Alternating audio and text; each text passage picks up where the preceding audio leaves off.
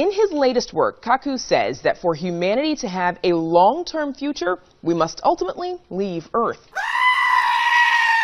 The book is called The Future of Humanity, Terraforming Mars, Interstellar Travel, Immortality, and Our Destiny Beyond Earth. And Professor Michio Kaku joins us now. Welcome to Chicago Tonight. Glad to be on. So in your new book, you write that it is inevitable that humanity will meet its end, the Earth will become inhabitable for humans, and that we can either leave, adapt, or die. The dinosaurs did not have a space program. Now, NASA, of course, has been criticized for being the agency to nowhere. I wouldn't be surprised if one day people have honeymoons on the moon. In the future, not anytime soon, they're funding asteroid mining. I bring you trinkets. I tell them the next time you're abducted by a flying saucer, steal something. NASA went to the moon 50 years ago, and if you had asked some people then, they thought we'd be living in the space age by now. It's practically a law of physics that one day our days on the Earth will be over. But launch satellites that will beam sunlight onto the polar ice caps. We have discovered 4,000 planets going around other stars. With global warming, for the worse, we're actually changing the weather patterns on the planet Earth. And a fraction of them are Earth-like, global warming, to create farms on Mars. So we're talking about using genetically modified plants. I'll stick my neck out. Well, it's going to happen anyway. On average, get this, on average, every single star you see at night has a planet going around. Global warming. But you view that it is our destiny to explore and to colonize other planets.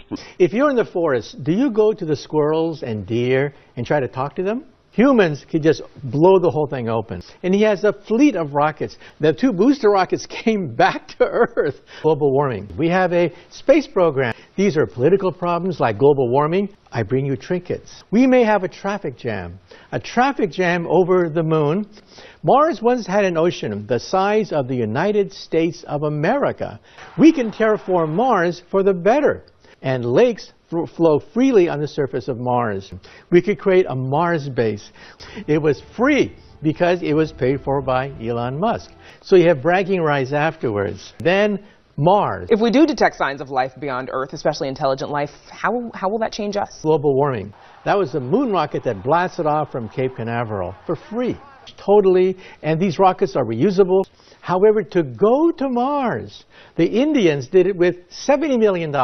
Ready for the next journey to the moon. The richest man on Earth has his own spaceport. Mars has plenty of water, but it's in frozen form. He doesn't have to go to Cape Canaveral. He launches from global warming. And that's going to help pay for many of these missions. Millions of people tuned into that Falcon Heavy rocket. What happened? Has NASA lost its way? Well, I once talked to Carl Sagan about this. Starting next year, we go back to the moon. I bring you trinkets. Well, to go to the moon is a piece of cake these days. Then you have to do experiments which will take tourists into outer space. Oh, it'll change us completely. Global warming. Now, going to Mars is more difficult. Mars is 2 years away. You saw that Falcon Heavy take off?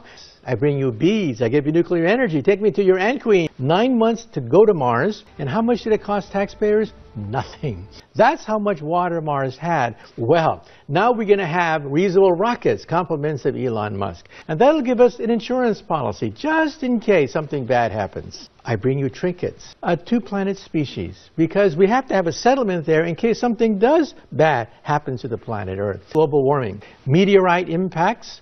We can also have supervolcanoes. We can also have ice ages take place. And 5 billion years from now, the sun will eat up the Earth.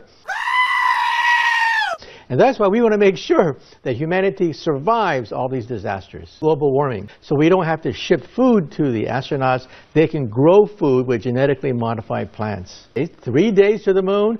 You leave on Monday, come back on the weekends. I bring you trinkets. They've changed everything. The price of space travel has gone down because of these billionaires.